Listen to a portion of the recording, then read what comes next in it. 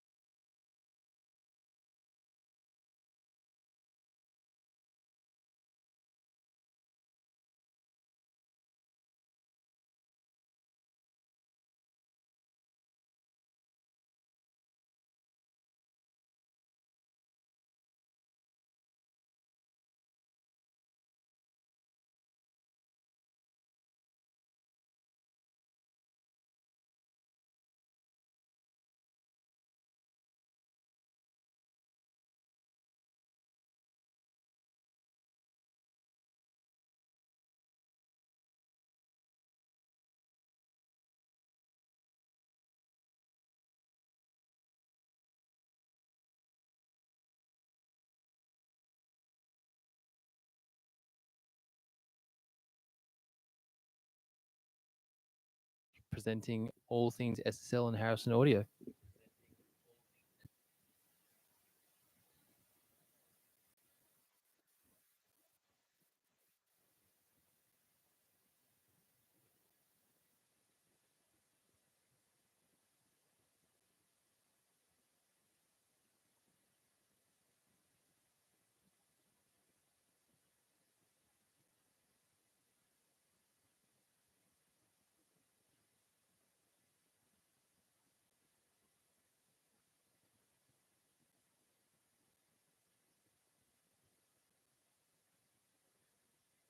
Good evening and welcome to Sound Easy here in lovely Sydney. My name is Jim. I have a very long and stupid American title that riles me immensely because I work for an English company, as my accent may well suggest. To those of you in the room, thank you very much for joining us. Those of you in the room will be eligible for the higher value takeaway prize this evening. Those of you joining us online at your own convenience, we will be doing a draw for a slightly lesser value prize for you, but nevertheless, I hope you enjoy it greatly. This evening, I'm going to have a headline act and a brief support slot because I want to buck the trend of gigs getting rid of support acts, because how do young bands get a gig if no one gives them the free one when there's a crowd there? We're going to start off the evening by looking at a couple of the new SSL products that we launched at the NAMM show while I fiddle with this earpiece. And then we're going to go on to tell you a bit of a story. And we're calling it From Oxford to Nashville, or From Nashville to Oxford, depending on how you look at it. Talking about how SSL have bought Harrison Audio and what we're doing with the company, and kind of the similarities and perhaps some stuff that you've not heard before about where it's come from. I do have some PowerPoint. I will try not to bore you to death with it. There are many people that think this is a replacement for a script. It's not, because you don't want to read a script. Equally, this is scripted, but I probably won't look at it terribly much, because who likes what the marketing department tell you to say? I prefer real and in person. If there are questions in the room, there will be time for it afterwards. We'll do a couple of quick breaks in between. If there are questions online, please type them in the chat window. We have some people monitoring it, and so we'll try and get around to some as we go through. No heckling until I say heckles are open. I don't mind a heckle. If it's getting a bit flat, Philip, throw me some rudeness. At the NAMM show this year, we did launch 3 new products, and we have them in front of me here. We have the SSL 18, the SSL Alpha 8, and the Harrison Mixstrip. I'm going to very briefly talk about the audio interfaces. No one wants to read stuff that you could just get on the internet anyway. So I wanted to give you an idea of why we've built these products, who we've built them for, and then show you the things that the marketing team asked me to show you. Following that, we'll do a quick break for questions, and then we'll be talking all things historical, Mojo, and Harrison-y. So without further ado, I would like to introduce you the unit that's at the top of the pile here, the SSL 18.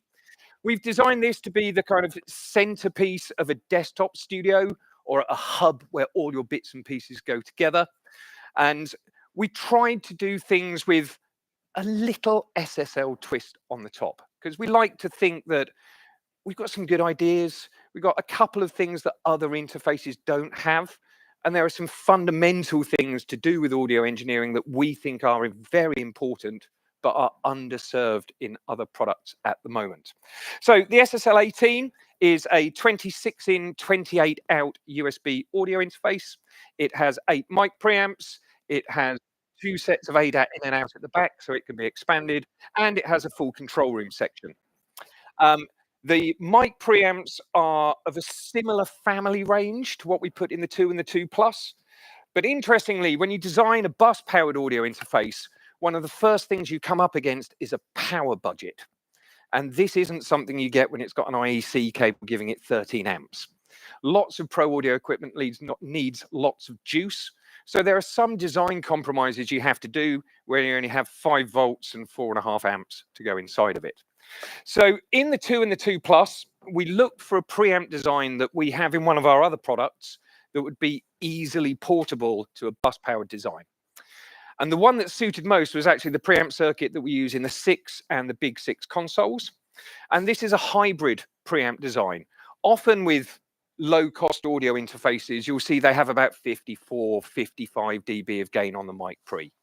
And that's because they use a mic pre on a chip. And this is a simple off-the-shelf component chosen with convenience rather than love and performance at its core. And us being SSL, That's not how we do things. So in the 6, we made a hybrid design, putting an analog circuit around this mic pre on the chip, meaning we could get it cleaner, we could get it louder, and we can have it less noisy. And there are 12 transistors in a circuit surrounding the pre-chip. That made itself particularly available for running on lower power. So in the 2 and the 2 Plus, we use a similar version of that circuit, but only with 4 transistors rather than 12. When we got to the 18, because we've got 13 amps going into the back of it, we are not restricted by power. So instead of the 62 dB of gain that we have on the 2 and the 2 Plus, we have 67 dB of gain and a little bit more headroom sitting inside of it. So it's the same preamps that we put in our small analog consoles. It's not some soulless mic pre on a chip. The other thing that is really important about this, and is a little bit geeky, so please forgive me, and this is operating levels. Proper pro audio balanced analog equipment typically expects to have a 24 dBu input, a plus 24 dBu input point. And in fact, our analog hardware doesn't clip until it gets a plus 27.5 dBu input. So your converter is going to clip before your piece of analog SSL hardware does. However, most of the other interfaces, in fact, nearly all of the other interfaces available at the market, and all of them at this price point, will run at reference levels lower than that. So what does plus 24 dBu equals 0 dBFS actually mean? In the analog world, there is no such thing as 0. We have loads and loads of gain, and when you give it too much gain, it will clip, but you could still give it some more gain until it blows up. In the digital world, 0 is a fixed maximum. Nothing can be louder than 0. And if your 0 is set up to be the same analog level as plus 18 dBu, you're going to get a slightly quieter output than analog hardware wants. If you're using tube equipment, if you're using transformer equipment, this stuff is gain based. And if you don't give it a hot enough signal, it won't give you the mojo. Equally, if you've got analog equipment that doesn't distort until plus 27 dBu, and you then try and record that into an interface where plus 18 is the maximum, you're going to clip your audio inputs when you record. So having an audio interface that's lined up to the same level that analog hardware has is really important if you're looking to integrate analog equipment as hardware I/O, as plugins on your master, or somewhere else inside your session. And both of our 2 new interfaces will run at up to plus 24 dBu is 0 dB full scale. So they are designed with integrating high-end analog equipment in mind. The front panel has our gain controls. These are not automatic. It does not use AI because setting a mic preamp's really tough. What you have to do is you turn the knob until it clips, and then you turn it down a little bit. Now, I will admit that we are putting principle above convenience here. It is very simple to let your interface think it can measure what level your mic pre needs to go, and therefore trust it. Anyone who's an experienced audio engineer will tell you that gain structure is the cornerstone, the absolute foundation of your tone. And the first thing of setting your gain structure correctly is, what are my input levels? And we would like to think that turning a single knob, watching a meter on the thing in front of you, isn't that difficult, but puts you in the right mindset of an audio engineer. So forgive the no AI, forgive the automatic compensation, forgive the I set up your drum kit for you in 3 seconds.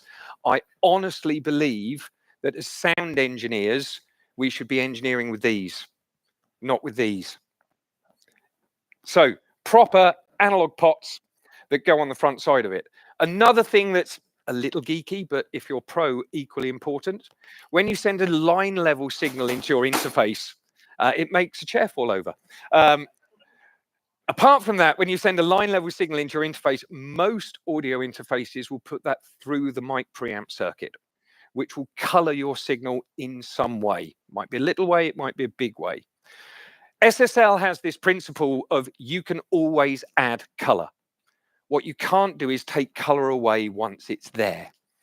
Equally, if you want to deliberately put a piece of outboard with a tone that you want on it, you don't want your interface to change that tone either. So when you go into the balanced TRS sockets for a line level interface, it bypasses the mic pre circuit, We don't change the tone of the signal you've already worked to get in there. On the right-hand side, we have our control room section.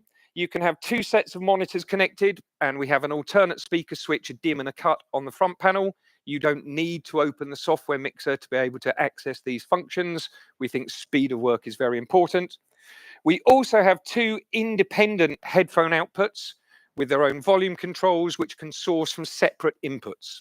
You can either do that in the software mixer, or if you prefer, you can use aux sends in Pro Tools, Logic, Bitwig, whatever you're using, to create your headphone mixes inside your session. I am going to show you some graphs. I like graphs. They're science. You can't argue with them. I will warn you, there are graphs put together by our marketing team, but I will be as honest as humanly possible about all of them. Before the graphs, I want to show you the back of the unit. So we have our 1 and 2 on the front, 3, 4, 5, 6, 7, 8 on the back, and then an extra input that says TB.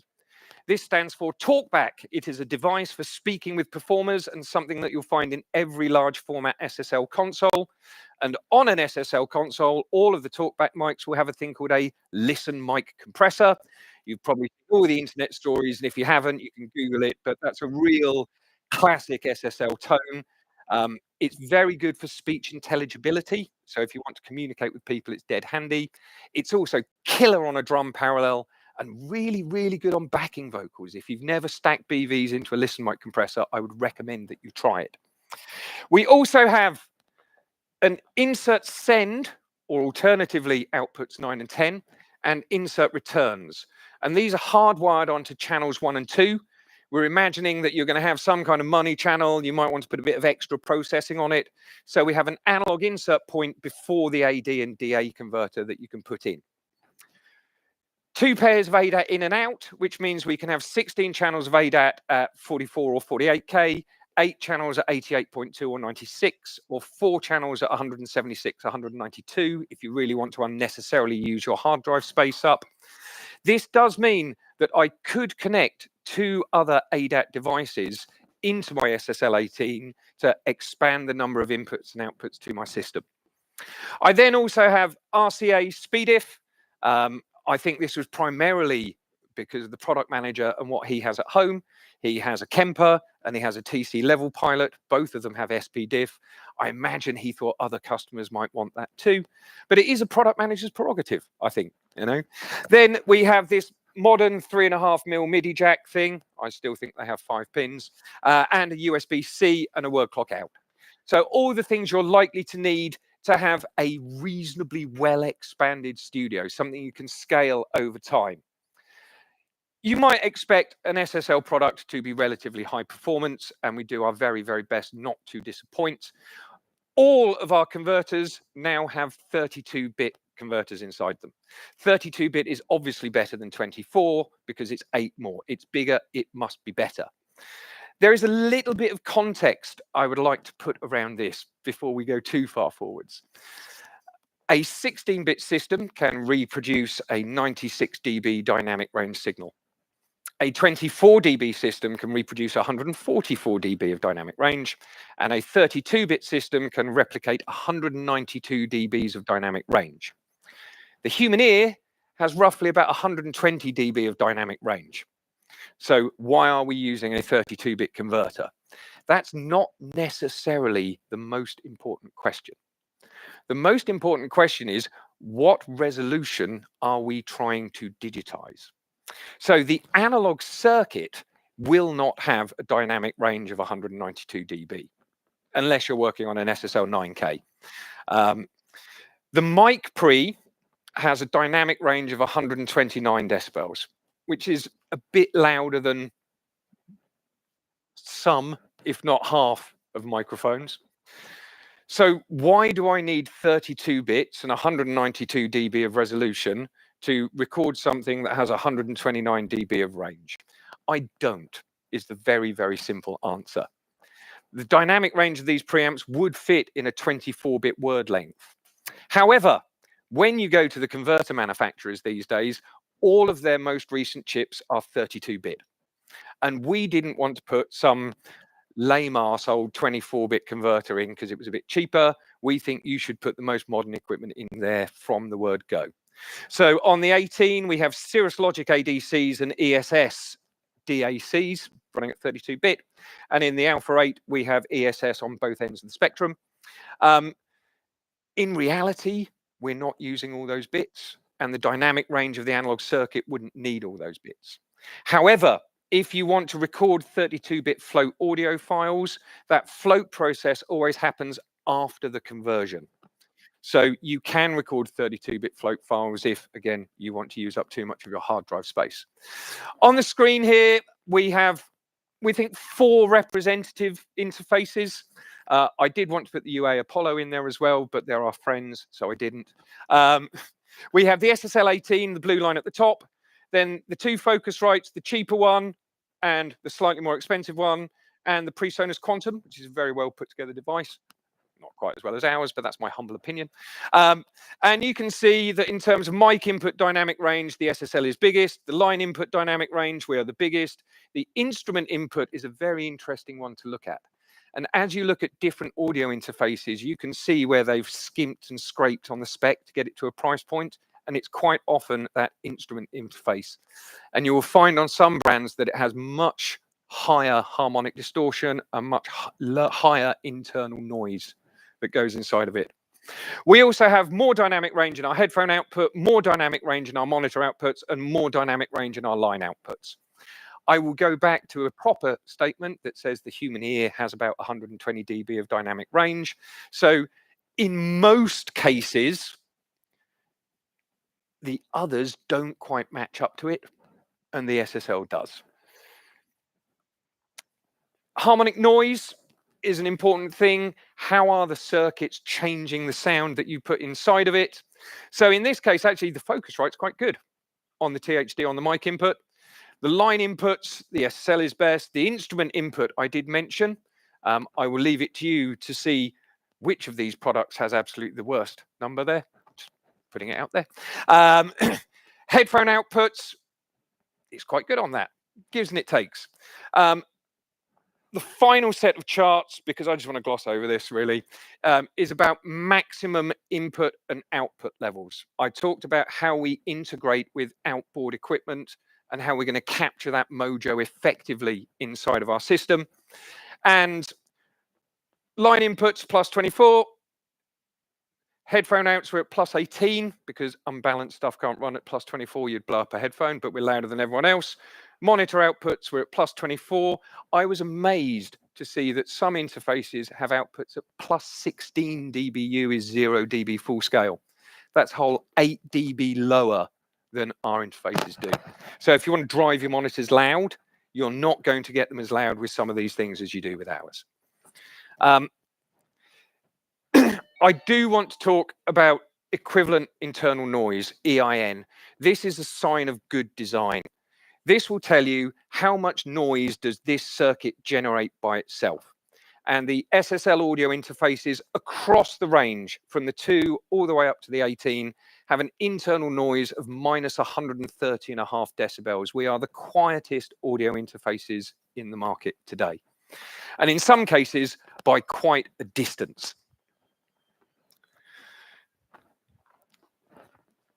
I did mention that 32 is better than 24, but purely on a real world basis, you are replicating the dynamic range of something further upstream than the converter.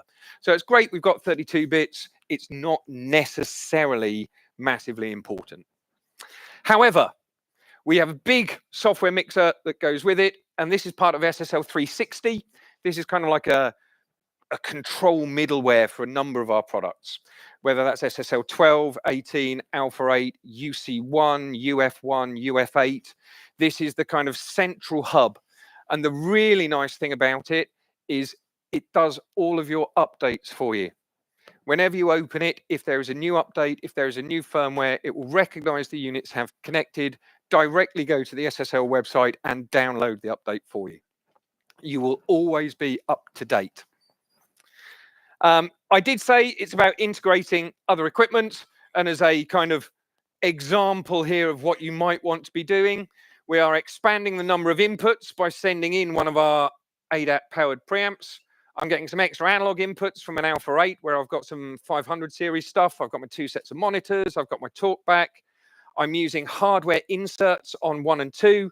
And surprise, surprise, I have my Kemper and my TC level pilot connected to the SPDIF, the wonders of a good product manager. All of our interfaces come with the SSL production pack. It's a load of software. Some of it's permanent, some of it's temporary. There's a high value to it, but no one seems to think software costs anything, which is a shame because it really does cost stuff to develop, I can promise you that.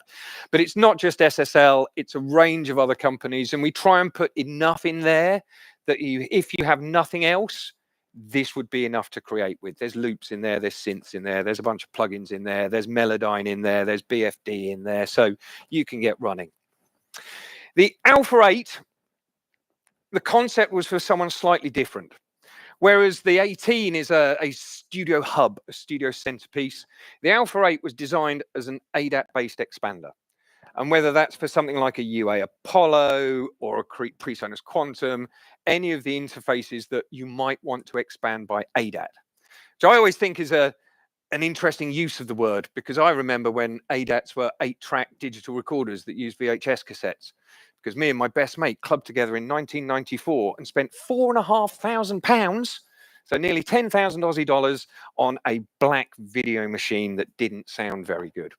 But it was my entry into the world of digital production, and it meant I never had to line up a tape machine again. So I took the rough with the smooth on that.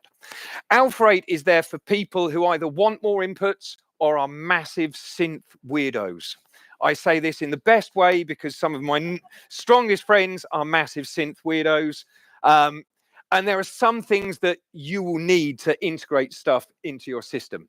So Alpha 8, not much on the front panel to talk about. On the back, I've got 8 inputs, 8 outputs. I've got 2 sets of ADATs. So I can do 8 in, 8 out, expand my inputs onto something else. Where this becomes interesting, particularly for synth nutters, is there are 2 features which are really cool. Feature number 1, all of the outputs are DC coupled, like everything SSL make. That means you can use them to send CV control voltages out to analog synthesizers. So if you've got a CV generator in Ableton or Bitwig or one of your other apps, you can plug this into your modular and have your tempos getting synced and all your clocks coming across. So that's pretty cool in itself. The other thing that's really, really cool for synth people is I'm going to go back to this idea of reference levels. You know, plus 24 dBu is 0 dB full scale is what we would expect as a professional. However, many vintage synths are unbalanced, low line level drivers, you know, noisy, low amplitude things. So on each of the inputs and outputs of an Alpha 8, I can specify what that reference level is. From plus 9 dBu is 0 dB full scale, plus 18, plus 20, and plus 24. And I can do all of that from the front panel as well as from the software mixer. So if I'm going to plug my vintage 101 into input 1, I can have the level button here. At the minute it's showing me as plus 18. I can cycle through to make that minus 9. But next to it, I've got my Nord lead, which is a modern thing. So I'm going to put that up at plus 24. So it's truly mix and match across each of the inputs and outputs. It does also have a USB-C connector, so it can work as an audio interface. And in fact, you could buy 3 of these, connect one by USB, connect the other 2 by ADAT to give you a full 24 in, 24 out, professional level balanced system. There are some great videos on YouTube about it. There's some nice stuff. I'm just going to show you some graphs. Here are the things I'm comparing with, because there aren't really that many ADAT expanders on the market relative to how many ADAT-based audio interfaces there are. There's the Behringer one. It's cheap and cheerful, does the job, but it's never going to break your quality threshold. The Ferrofish is picking up quite a lot of good stuff. That's 16 in, 16 out. And the Black Lion Audio, who are kind of known as hot rodders and audio purveyors of fine quality and the rest of it, doesn't necessarily measure that way. So we have 120 dB of dynamic range, so 6 dB more than the Ferrofish, 7 more. 6 dB is twice as loud. So while it might not look like a big number because volume is logarithmic, the outputs that we have are twice as loud and more dynamic range. We have the lowest THD number, some 23 dB better than the Black Lion. We output a plus 24 as a maximum, so we can drive analog equipment properly into its mojo zone and accept the signal back hot. You can't do that on the Ferrofish and the Black Lion, and we've got much, much lower crosstalk spec than the others. I'm going to do you one more graph because science is lovely. Dynamic range on the output, again, greater. THD on the output is quieter. Maximum level on the output is quieter. So as you might expect, those clever, white-coated, pipe-smoking, bespectacled experts that we have in the R&D department have made sure that what we build sticks to the level that SSL should be. You know, we have a name for quality. We've taken over 40 years to build it up, and we don't want to lose it in a second just because we cheaped out on something. That's just not what we do. That does actually mean we now have a full range of audio interfaces. And looking back to the start of 2020, I think we can say with hindsight that launching a range of low-cost audio interfaces just because before everyone got locked down for 2 years was not too terrible for us, all things considered. However, all of the interfaces you see here are 32-bit. They all take proper signal level, and they've all been designed with love by people who make music themselves rather than some generic designer tossing a chip on a PCB. We don't want to be too disparaging about anything else. The final touch, of course, like all things SSL, the monitor knob does indeed go to 11. We didn't invent it, but we loved it so much. It's been on the desk since 1985. Just before I jump in to the main act, the support act has played its last cover song.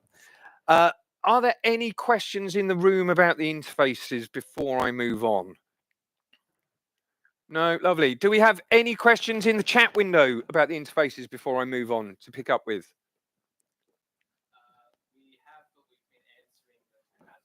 Excellent. They've been answering as we go along. Oh, we lost it. No, that's me. It's not you. I've gone black. Didn't want to distract people, man. Oh, go on then. Do you know if the 18 can be used in parallel with the SSL Big 6? If you're on a Mac, yes. If you're on Windows, no. So just repeating that for the chat. If you're on a Mac, yes. If you're on Windows, no. There we go. Although there is some noises coming out of the Microsoft camp that they're going to have like a core audio style thing being built into Windows, you know, maybe about 12, 18 months away. So kind of watch this space. Oh, hang on a minute. That shouldn't be doing that. Let's go back to there. There we go.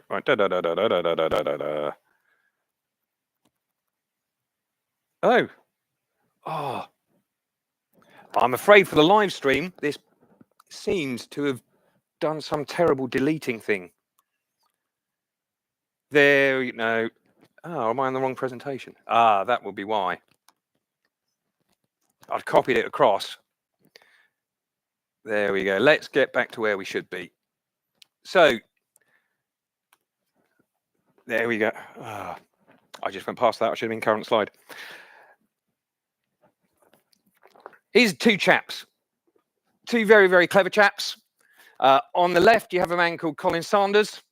And on the right, you have a man called David Harrison.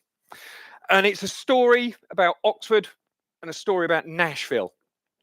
And that's one of the things that really attracted us to buy Harrison. We're known as clean.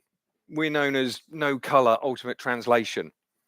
Harrison has always been known as a very colored, very warm sounding console. And we think adding that to what we do would be quite interesting. So Harrison was purchased by SSL about 1.5 years ago. And Harrison is a brand that is used to be incredibly well known in music, but hasn't really made a music product in the last 30 years. They're also quite a small team. There's 12 of them out in Nashville. And what SSL has developed over the last 20 years is a bigger distribution network, a bigger marketing team, and we have continued to make large format consoles in our factory in Oxford. And we thought that there was a lot of things that we could offer to Harrison that a small team can't do that we're already doing. So we have this potential of a real historic brand with a whole bunch of color that, if it had a bit of help, could possibly awaken again and, you know, get towards being a giant once more. So Colin was from Oxford, England, And Dave was from Cincinnati, Ohio, originally. And I'm going to start you in 1974, because 1974 was an amazing year. I was born. This is actually a scan of the original Acorn Studios brochure. So Colin was an electronics engineer. And in 1969, he founded a company called Solid State Logic. And on a side hustle, he also ran a record label. He was really into choral music. He was really into church music. And he did a record label called Acorn Records. It was signed as a subsidiary of Decca. And he built his own studio. And as he looked around at the time, he couldn't find a console that did what he wanted. So like any good engineer, he designed his own. I particularly like the collars and the width of the lapel all the way to the shoulder. Did you have a jacket like that once? I bet you looked good in it as well. So this is in rural Oxfordshire in a little village called Stonesfield. It's about 10 kilometers away from where the SSL factory still is today. We have remained in the area. And actually the studio is still there. He built a studio on the side of his house. And in the early 80s, we kind of redid it as an SSL showroom. That's still there as a working studio. It looks like it was installed in the 80s, but, retro is back, as I understand. So, he thought he couldn't find the thing that he wanted. So he designed it. And he said, this doesn't mean that our desk is homemade. We're associated with an electronics company. It was built professionally by them. The name of the company is Solid State Logic Limited, and logic is what our desk is about. Now, as it happens, let me just get you a nice big picture. This module here, number 15, now lives in my office. Somebody found it in Germany, gave it to our German distributor, and he shipped it across to me. Now, this is the original Acorn console. The first prototype wasn't painted, and it said Acorn on it. The second prototype got painted, and they said Solid State Logic. So if we go down the channel strip just very quickly, there's a mic pre, there's a dynamic section, there's a 3-band EQ, and there are 16 track buses. And this side of the desk is all about the inputs. And on this side of the desk is where the returns from the tape machine would come. And in the old days, we would call this a split console, because half of it is inputs and half of it is tape outputs that come from the side of it. However, what Colin's original company did was it made switching systems for church organs. So if you think about, all the bellows and the stops and everything else, imagine it like a controller keyboard and a rack mount synth engine. But every single knob, every single button, every single pulley on that control surface was a mechanical connection to where all the beastly, breathy things of the organ were living. And churches are old buildings, mice live in them, things need changing and repairing. And it's literally pulleys and ropes and bellows and stuff. And when you were trying to make a 700-year-old building a little bit more modern, they're all protected by the government. You can't make big holes in the walls. So Colin designed a system that would take all the outputs from those stops and buttons, convert them to a voltage, and then it would multiplex all of those voltages down a multi-core of cable about this big. And then at the other end, there would be a de-embedder that would then turn it back into mechanical and then move all the bits about. So SSL started as an organ system, a control system. And it was named because we made products with solid state electronics and logic gates. Hence the name Solid State Logic. In the center of the console, Colin used this electronic switching knowledge so that once you'd finished your recording, with a single button press, you could move the processing from this side of the console onto this side of the console. So it was giving you your EQ and your dynamics after tape as well as before tape. And that was kind of the first clever thing that he did with the console. But this is about Oxford and Nashville. So let's jump back across the pond. 1972, Dave Harrison had been a studio manager. He'd recorded James Brown, but like most studio engineers, he realized that there wasn't actually that much money in doing it, and he'd have to work for someone else. So he moved to Nashville, and he set up a company called Studio Supply, and he would install and design studios and was a dealer for MCI multi-track tape machines. 8 channel, 16 channel, 24 channel a little bit later on. And he saw this multi-track workflow as going to be the thing that was going to revolutionize the industry. He thought about it and came up with an idea that he called inline. There was an entirely new concept for a recording console to integrate it with multi-track tape machines. There is a whole bunch of stuff that you won't know that Harrison did, and I didn't until we took him over. It's quite mental how innovative this guy really was. So he did this design, and he took it to MCI, and he said, I've done this. Do you want to do a deal and license it to go together with your tape machines? And thus, the MCI JH400, the first inline recording console, was born. And for a couple of years, all was good, all was happy.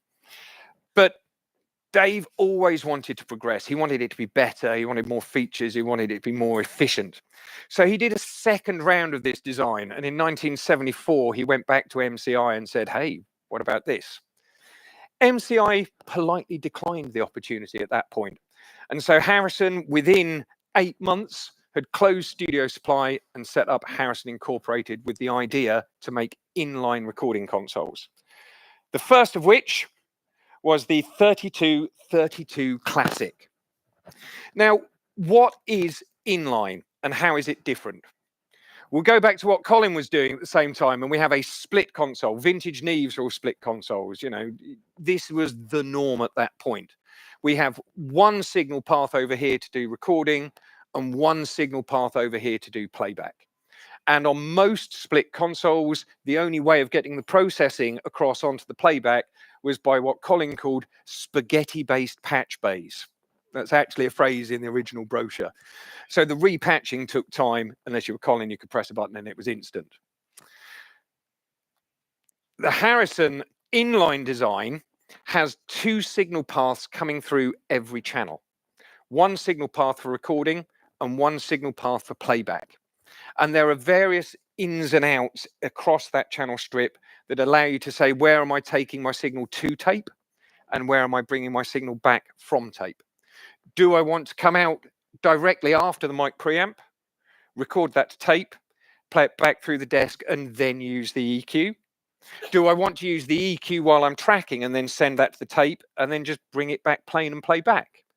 Do I want to track it with the EQ and then also play back using the EQ because I can patch across to it?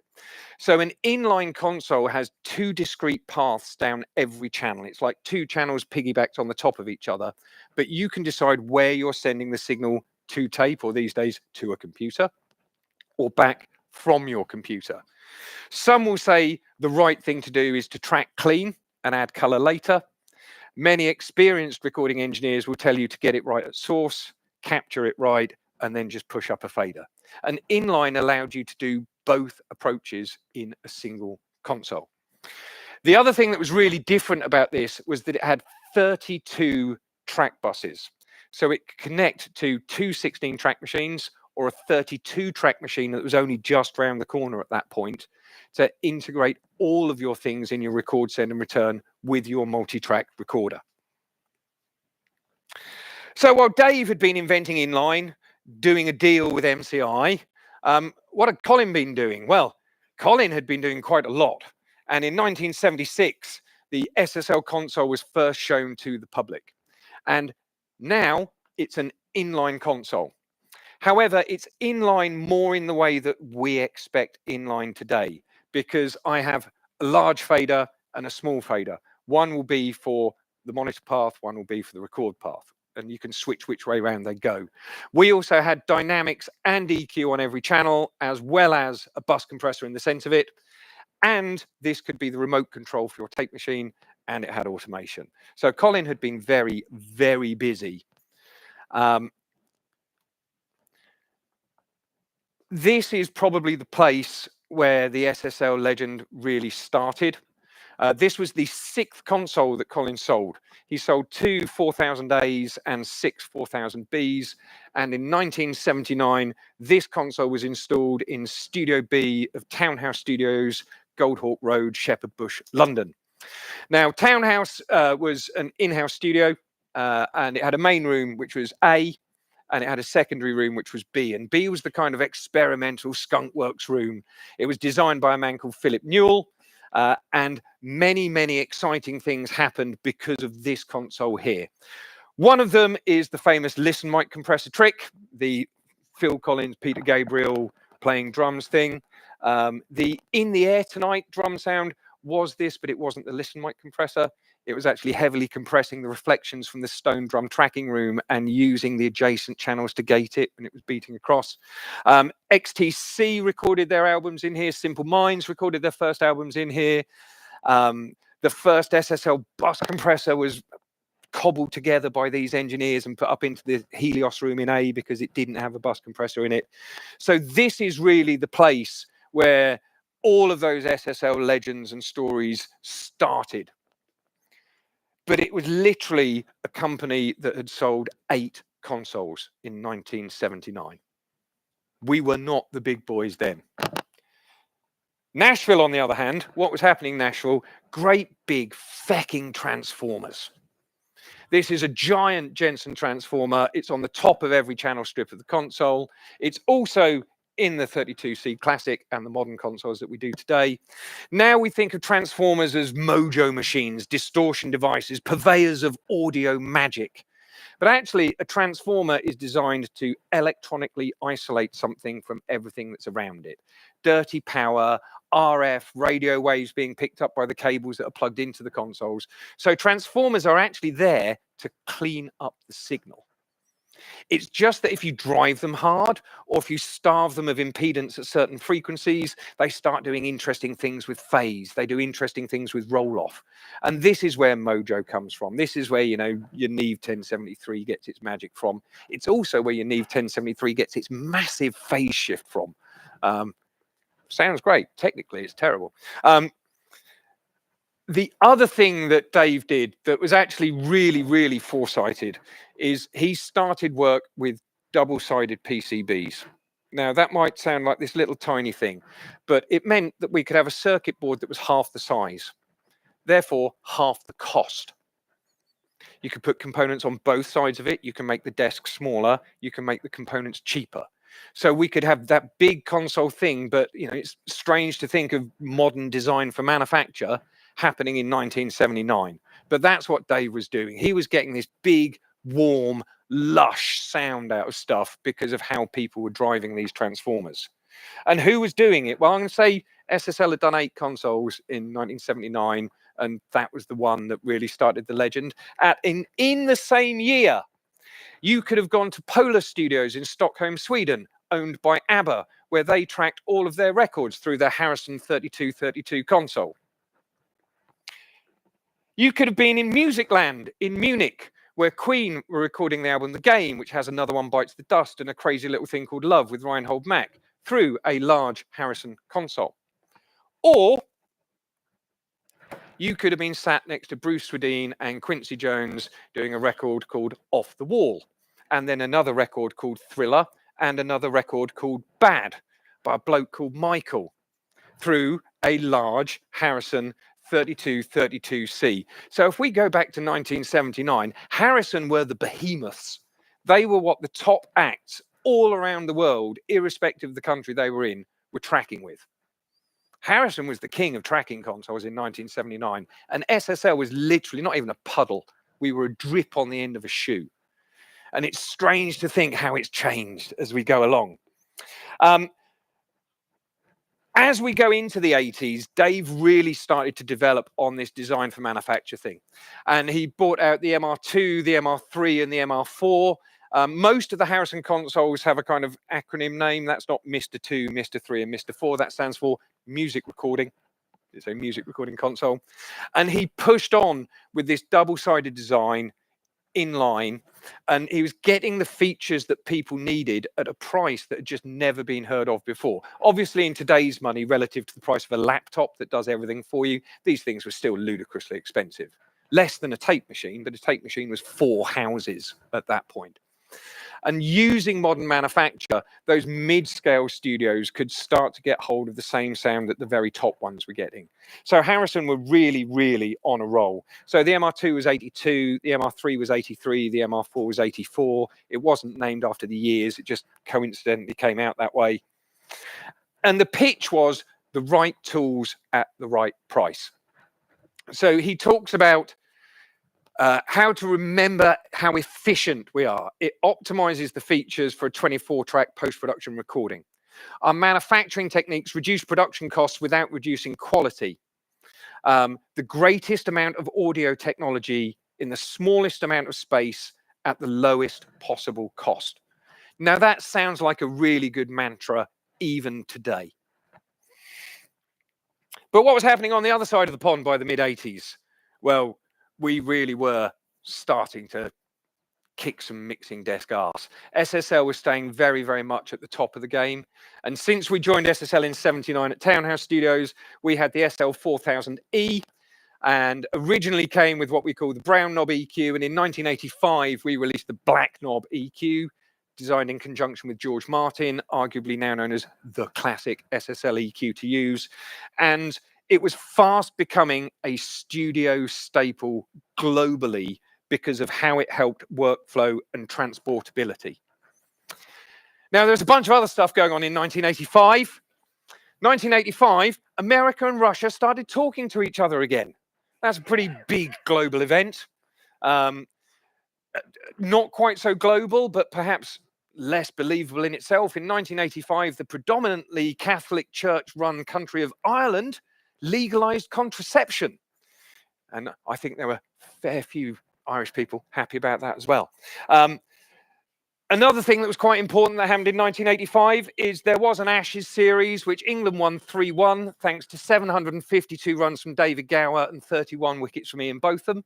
And I would like to congratulate the Australian cricket team for their record run chase in the championship series that's going on at the moment. Congratulations, Australia. I will point out that it was an Englishman who scored all the runs for you. He is. He came through the Yorkshire system. He's a Coventry City supporter. He sounds like he's one of yours, but even Philip does sometimes as well now, you know. Also in 1985, there was a fairly big gig. There was a fairly big gig called Live Aid. There was one in London, there was one in Philadelphia. It was live cast around the world. And this is the front of house position for Live Aid Philadelphia, where there are 4 Harrison consoles. Harrison was also in the live market. So these are HM4s, house monitor consoles. They also did SM4s, which were stage monitor consoles. They did the 5s as well. And so not only were Harrison busy making hit records, they were also powering all the biggest gigs around the world. And they were about to do something even more technically clever. Now, SSLs at this point had become the common currency of the studio in the way that people move Pro Tools sessions around now. What you used to do in that point is you would have your 2-inch multi-track and a 5.5-inch floppy disk that retained all of your automation and recall, which meant you could move your session from one studio to another and it would come back exactly as you'd left it, even though you're in a different place because of SSL. And that was our total recall design, where there's a wafer that sits behind all the pots. It measures an analog voltage of where the pot is set.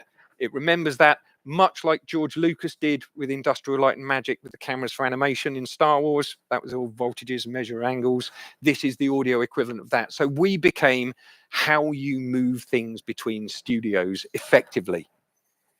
Harrison, on the other hand, really were pushing the boundaries. And in 1985, they released a product called the Series 10. And this is the first commercially available, digitally recallable analog console. Trident had released the Diane digital analog, but they only built 2 and they never worked properly. So I'm not counting them. This is the first commercially available, digitally recallable analog console. There was a control surface and there was an enormous room full of power supplies and racks. And when I say an enormous room, I do mean an enormous room of racks and power supplies. You will notice the luxury of 3 encoders on every channel. Early digital, you could do 1 band of EQ at a time. However, You will also notice that, yes, that is Jam and Lewis. Yes, that is Janet Jackson. And yes, both Control and Rhythm Nation were done on Harrison consoles. Harrison Control on an MR4 and Rhythm Nation on a Series 10. So we might be thinking we're the dons of studio, but Harrison are the ones who are really pushing it technically, and they were in the live sound space as well, and they were about to go into the broadcast and post space too. As we get through towards the end of the 80s, SSL was on a real roll, and the back end of the decade, we released the G Series console. There will be some that will argue that is the classic SSL. There are others that will tell you it isn't. Better is a very subjective word. My better is different to your better. What I think is generally better is $500,000 Aussie, not even Aussie dollars, million Aussie dollar consoles. $500,000 consoles in 1989. So this is the point where Colin sold SSL for quite a lot of money. Harrison started focusing their R&D in other areas. Dave had a vision of where he thought things were going. And in 1992, he released a product called the MPC, or the Motion Picture Console. Now, at this point, you might be saying, is this the least imaginative guy naming things on the planet? But I will inform you that the things you have the biggest arguments about when you design products are what color is it and what are you going to call it? You don't normally argue too much about features, but you will argue horribly about all of this stuff. And this was an analog but digitally recallable console designed for film mixing and post-production. And this is the Sony, what's the name of the theater? I've forgotten. It's this Holden Theater at Sony. And after the first MPC was installed in here, Sony in Los Angeles installed a further 12 to have 13 enormous digitally controlled analog consoles to do all of their movie mixing. It was designed in conjunction with the lead engineer there. There's a whole bunch of stuff that I never realized that Harrison developed. You know, commercially available, digitally recallable analog. Harrison invented motorized joysticks in recording consoles and hold a patent on it. So even today, if you see a motorized joystick in a console, they're paying a license fee to Harrison because they've got the patent on it. It's mad the stuff they've done. There's actually a really, really great Produce Like a Pro video on YouTube where they went and visited the factory and they talked with Gary Thielman about the stuff they've done. He brings out these crusty old mad prototype boards. It's an interesting watch. Unfortunately, once we get to the middle of the decade, we lost both of these great engineers. Dave Harrison died in 1995 at the age of 53 of a stroke after surgery. And in 1998, Colin Sanders died at the age of 50 in a helicopter crash. Having sold SSL, he bought a helicopter, loved flying, and had gone from a local airfield and horribly tumbled out the sky across several fields. There are staff at both companies who've been there a long time. And SSL is a weird company. Over a third of the staff have been there for more than 25 years. We have this massive retained knowledge like you wouldn't believe. And Harrison as well, there are people who work with these people and kind of... Colin, he was quite an eccentric Englishman, I think it would be fair to say. Those of you that have mixed on a 4K and has had the message pop up saying critical error, dial this number. There are many, many American mixing engineers who've called the veterinarian surgery in Woodstock, which is just down the road from Stonesfield. So my console told me to call you. They got used to it. There were days when Colin decided the floor was lava and he would have to climb across people's desks to get around the office. Dave was also a man with not only quirks, but very, very solid convictions. But both companies were determined to continue the innovation that these two guys had started. So that's what we did. And as the 90s rolled towards the 2000s, the need for higher channel count started coming into play. And at this point, Harrison designed a digital engine that could be connected to the control surface of a Series 10 or an MPC that would give you 768 channels of audio. The kind of thing that's never going to be achieved in analog at all.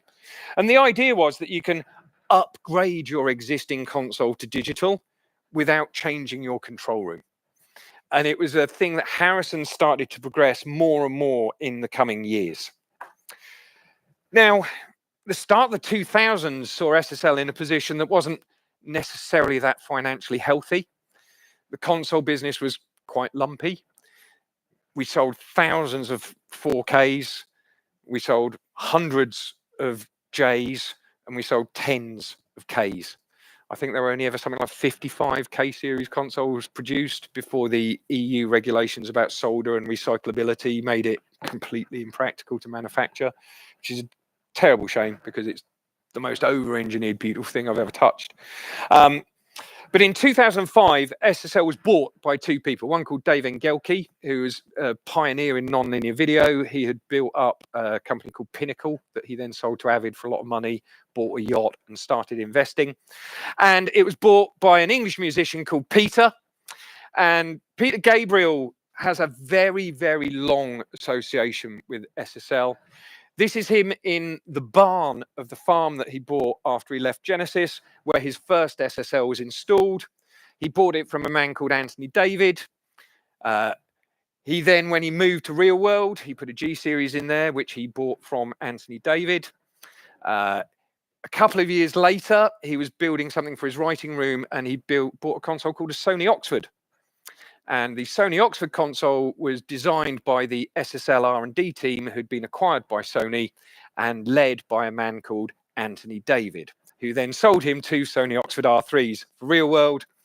When Peter bought SSL, he rang a man called Anthony David and said, would you like to come back and be managing director? And over the course of the coming years, Peter and Dave Engelke had slightly different visions for the business. So Peter bought him out and was the entire owner. Now, it was fantastic working for a company owned by Peter because he genuinely is excited about the equipment. He is forward-looking, innovative, and weird in all the right ways. However, when you need £500,000 to build enough boxes to get it at the right price, he wasn't quite as good as our current owners, the Audiotonics Group. So the sleeping giant was waking up again. And as we get to 2009, Harrison was recognizing there's a modern world out there, and it was taking a lot of this digital expertise that it had garnered in the film industry and started to make a DAW. This is Harrison Mixbus, still made today. It's very much a tape and console-like workflow. It does have some of that Harrison mojo going on with it, but it does show that the tools that the high-end professionals chose because of how they sounded and how they worked were getting translated in a box. And here we end up, you know, you can spend 2,000 Aussie dollars on a laptop and you got everything. It's not like 4 houses for a tape machine or 4.5 grand for a blackface video player, as the case may be. The MPC continued to evolve, and the most recent iteration is the MPC 5. This is the one at Creative Sound in Paris, still in action every day and still loved by its owner. This is an 80 fader 1024 channel monster.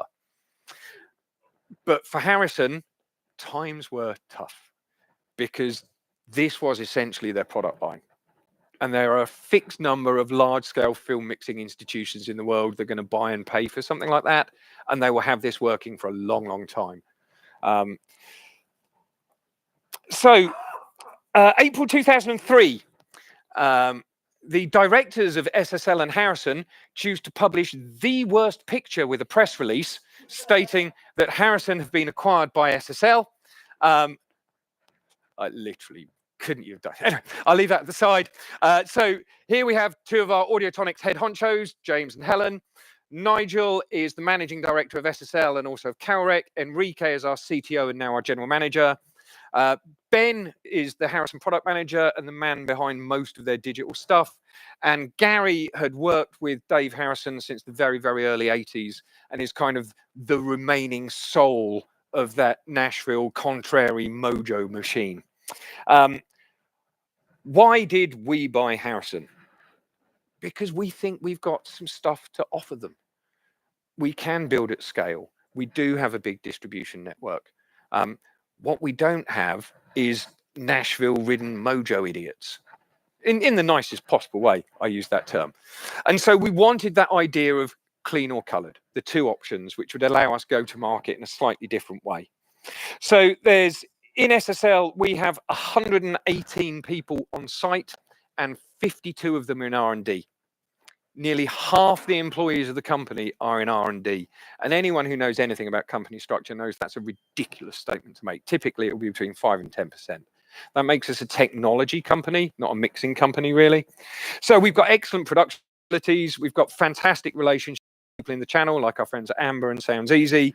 So we want to bring that Harrison name and that Harrison sound back into the market, remembering all the great records that were made with it. So we can support them.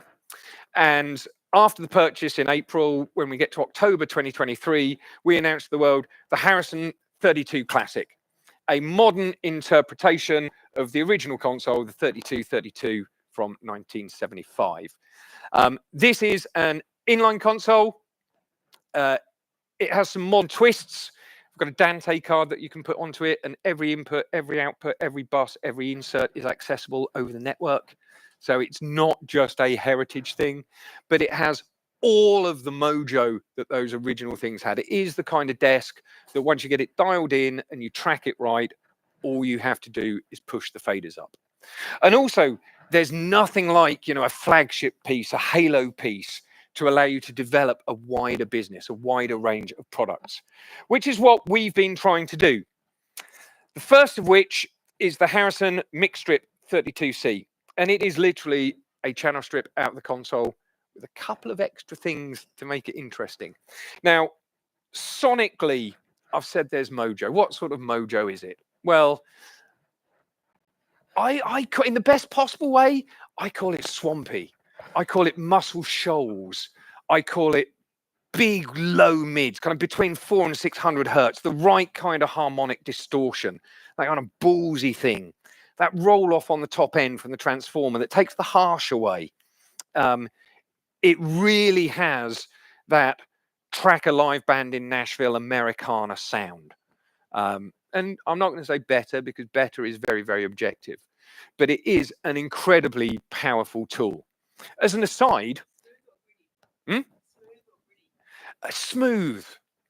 The bottom end gets a little bit rough when you push it hard. The preamps, you have to push quite hard before they break. They warm in a nice zone before they start breaking. The EQ is only plus minus 10 dB, so it's kind of like half the power you get in an SSL. But actually, it sounds well cranked when you push it up to 10. And much like, kind of like a vintage Midas, like an XL4, there's an awful lot of goodness in a very small amount of initial travel that goes on there. It's also really, really good for kind of podcast radio ready sound. It gives that real sort of depth that a proximity effect of a mic would do for you, but with just that little bit more. It's not sparkle, it's not grunt, it's sort of like warm fire, toasting yourself nicely around it. Not that it's going to burn you or anything else. So what we have on the back, we have a mic input and a line input. Dedicated line input, as I said, that's always a really important thing. On the front panel, the XLR is parallel to the mic input, but you can also have a high impedance input on the front for instrument stuff. Then we have a separate line level with a trim, and then an insert point. So there's a send and return on the back of the unit if you want to put a compressor in before the EQ in the channel strip or anything else that you do. We then have high pass and low pass filters. The low pass filter is fairly normal, apart from the fact it goes down to 160 hertz. So on all Harrison consoles, the high pass and low pass filters actually overlap and completely cancel out the sound. I don't know what the use of this is other than to freak people out. Maybe Dave thought it was really cool. The low pass filter is a fairly normal one. The Harrison high pass filter is a bump and a dip. So much like an SSL G series, if you're going to cut it, it puts a little boost before. If you're going to boost it, it puts a little cut before. And actually, you can do that with a plugin. It makes the separation of frequencies really much more audible. It's worth a trick you can try at home. Then we have a 4-band parametric EQ, but there are no Q controls. This is a proportional Q design. If you give it a bit of gain, it's wide and broad. If you give it a lot of gain, it gets a bit pointy. Not as pointy as an SSL, but a bit pointy nevertheless. The Low and high bands by default are shelves, but they can be toggled into bells if you want to zoom in and get a particular frequency out of it. For an EQ that only does plus minus 10, it can get a little bit gnarly, actually. You can make things squonk a bit with it. But I think the magic in this EQ, it took me a little bit of a while to find it. SSL has been my weapon for years. I've worked for the company for 20 years. I mixed on SSLs before I joined the company. And I am used to two fully parametric mid-bands with Q, and I use them this way, and I do this with the top and bottom. Then I was presented with a new tool, and I was like a workman who'd been given a chisel that was circular or something. So I had to spend some time with it and find how this EQ worked. And I think it works best as a shaping, a gentle use it on the front end EQ, track with it, print to tape with it, and just add it to get that little bit of mojo. Once you start doing quite a bit with this lower mid frequency, you can really start hearing that harmonic interest coming in on it. We did want to make it a little bit more interesting than just a channel strip though. And so we had this idea of, well, if you're not going to buy a console, might you want a sidecar? And so inside the channel strip, we've actually built mix bus amps, and there are little 9-pin cables that come in the box, and you put these between the units and you stack them together, and then the one at the bottom is your main mix bus. Each channel then has a fader and a pan pot, and there are actually two outputs on the back of the unit, one that's pre-fader, one that's post-fader. So if you wanted to print at two different levels or send something out for parallel and then record it somewhere else, you can do that, and it's built in. And then your main mix out is a stereo print that goes to tape. There is a 0 dB button to override the fader if you just want to get levels right. But we thought that, you know, maybe 4, 6, 8 as a little drum tracking sidecar might be quite a nice little bit of color to add to a more neutral, open hi-fi SSL. So the guys at Harrison built that into it as well. So we're looking at not only is this a strong brand, we're not only looking at can we genuinely add value to the legacy that this company has had, but we're also trying to think, how can we make it relevant? You know, if I told an 18-year-old that Frank Zappa had a Harrison in their home studio, it would be like Tumbleweed City. It's bad enough trying to get them, it was Michael Jackson, you know. So we wanted to do the thing that I was brought into SSL to do. So when Peter bought SSL, the console business was quite lumpy, and we wanted to develop this range of products for home studio and hybrid studios or professionals who have their own mix rooms. So I came into SSL to do that. And we want to do a similar thing with some of the clever stuff that Harrison have done. And we want to use some of their expertise and experience in some of the SSL products that we're going to develop going forwards. So while it's a brand that hasn't existed in music for 30 years, and it was the king before then, it's just been a little bit quiet. Honestly, I think Dave Harrison just got bored quite easily.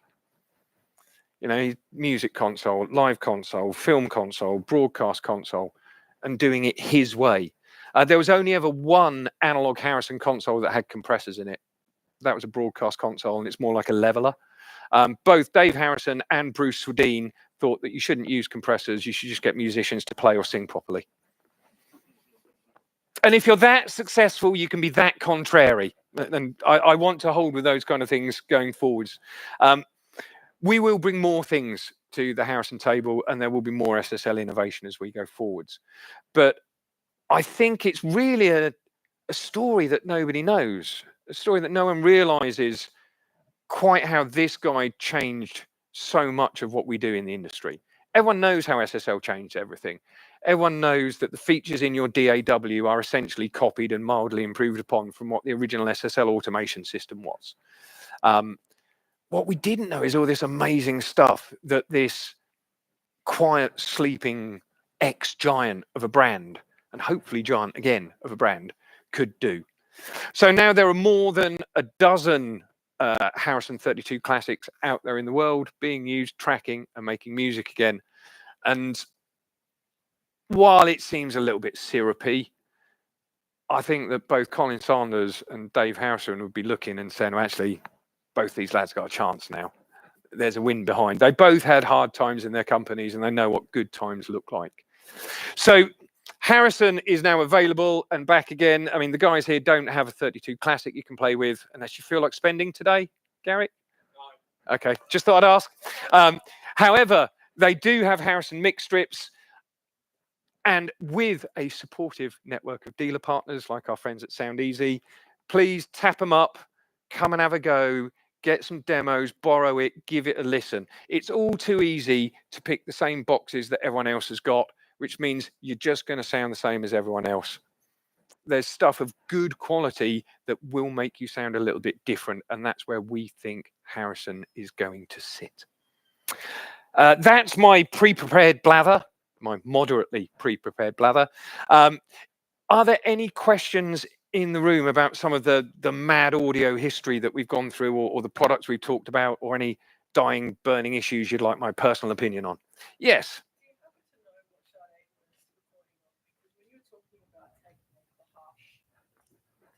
Mm. The question was, do you happen to know what Sade was using to record?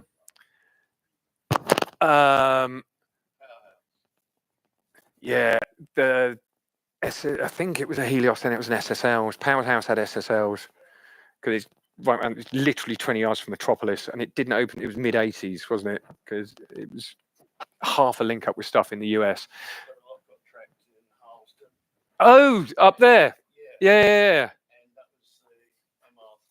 Was it an MR3? Tracked in the Holston, apparently. There we go then. This man's winning a prize. I've just pulled something out of a hat, make it look at least. I do need to do my final pre-prepared piece of paper for local currency. I work in British pounds, which is obviously useless to you guys. On the plus side, none of us are working in yen because that's worth piss all right now. Go on a holiday in Japan and buy some equipment. Now's the time.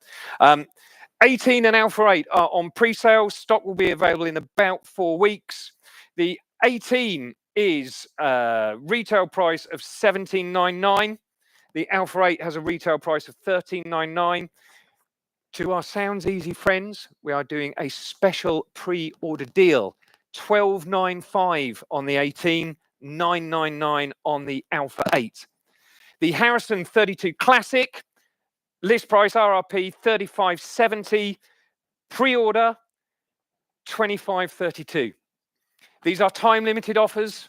I'm not quite sure how time-limited they are. 2 weeks, 4 weeks, 2 days. These are super time-limited offers. Get online, watch the audio demos on YouTube. It's early in the week. I have to take these with me, but we will get some here soon enough. I'm sure they'll sort you out properly. We also have a giveaway, 2 giveaways to do. Did we have any questions from online before we get there? I can't remember who this was from, but the question was, would adding the Harrison Mixstrip to primarily synth and line level systems offer much benefit? Depends what benefit you're after, is the very, very short answer. If you're looking for something that's going to make it a bit warmer, a bit more analog, I would say that's the ideal kind of box to run soft synth through, get it out of the computer, run it through something, make it sound a bit different. You know, you've all got the same tools. You don't want to make something that sounds the same as anything else. I think that it might be a little bit too heavy for like a 3 oscillator Moog, but it would really fatten up like one of the Korgs, the MS-10s, the MS-20s, things with a thinner filter. Probably work really well on an Oberheim SEM. Probably sound lush on a Jupiter, but then a Jupiter sounds lush by itself. So it would probably do something quite interesting. But I'm a big advocate for taking anything synth, particularly if it's a soft synth, and running it through some other stuff. Do we have other questions? Yeah, we'll just circle back to another question, which was, do you know if the 18 can be used in parallel with the big 6 that were... No, on a Windows. But then there was a follow-up.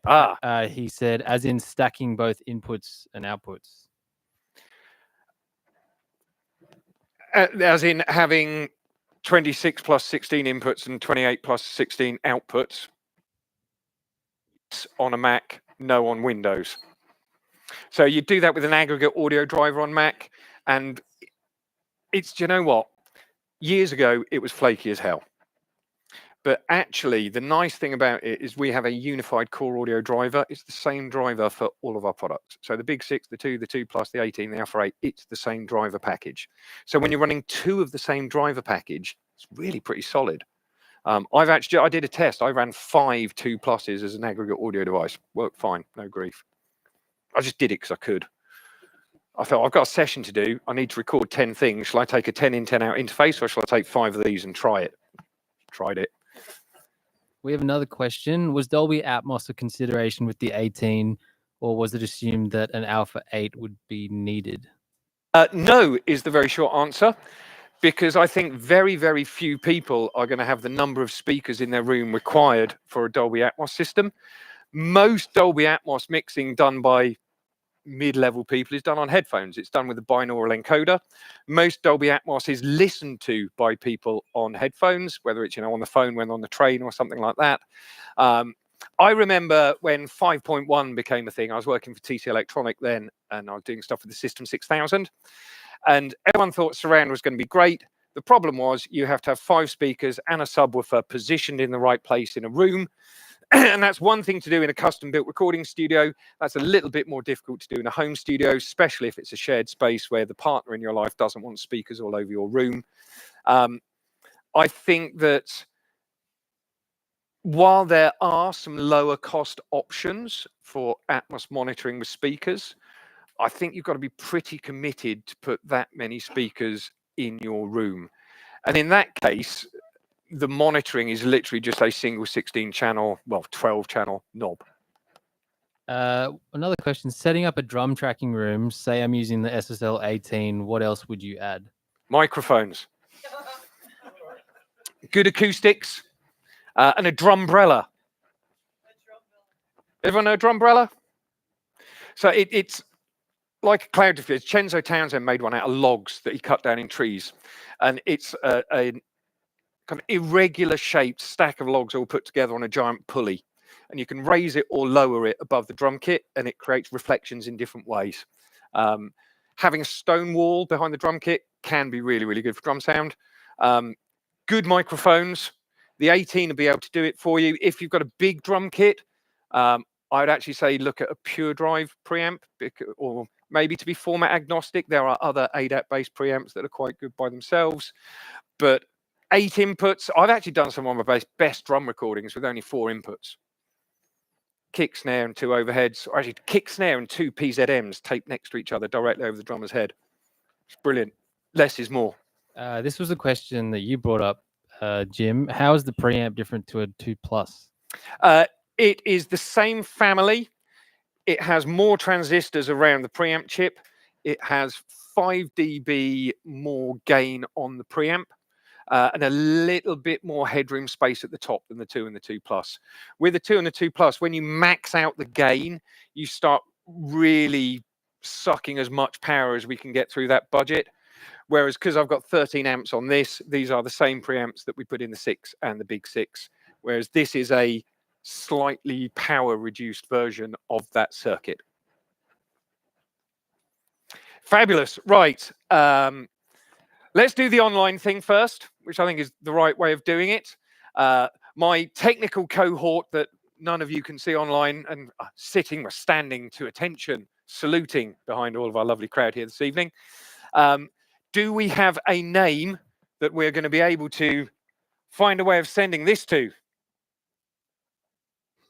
They haven't picked the name yet. Should we all do a drum roll in the room?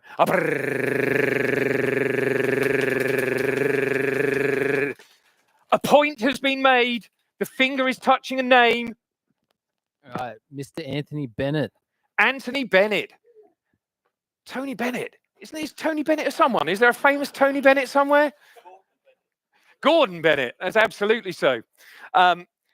We also have, once the stock comes in, can't let you take it today, I'm really sorry. But once the stock comes in, we have some names that were on the list.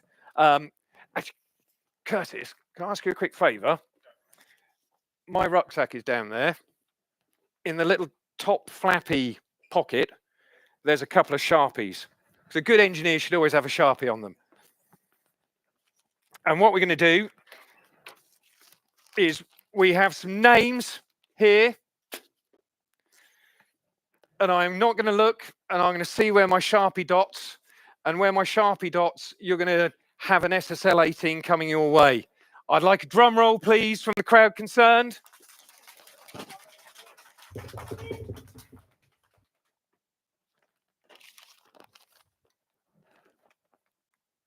And the winner is, that's what they do on TV. Let's go to commercials. Peter Gage. Oh, no way. Look. You all saw over my eyes. That is serendipity. The universe is once again together with us. To everybody in the room, to all of you watching back online, thank you very much for your time. I know your time is far more valuable than mine. Hopefully it's been interesting. If nothing else, you've had some pizza and some free beer, so it can't be that bad. I will be having one momentarily. To those of you online, thank you for following. Thank you for asking. Next time, come and be with us in person. The small prize happens online. The big prize is in the room. COVID is over. Hybrid working is useful but should be dead. You're all being told to come back to the office. Support your local high-quality audio retailer. If you don't come in, if you don't twiddle knobs, if you don't switch it on, this stuff goes away and you're left with some idiot box shifter on the internet. So, huge thanks to our host, Sounds Easy, today. Thank you very much, Sounds Easy. Much less glamorous, but equally important to thank the fabulous team at Amber Technologies, who put a lot of time and effort in getting this together as well with Sounds Easy. And finally, to those of you in the chat who've been pointing out how many SSL products you own and love, thank you very much. You are the people that keep us making product, and it is the engineers, producers, and musicians that do the clever shit with our products. We make the tools, you provide the inspiration. Thank you very much.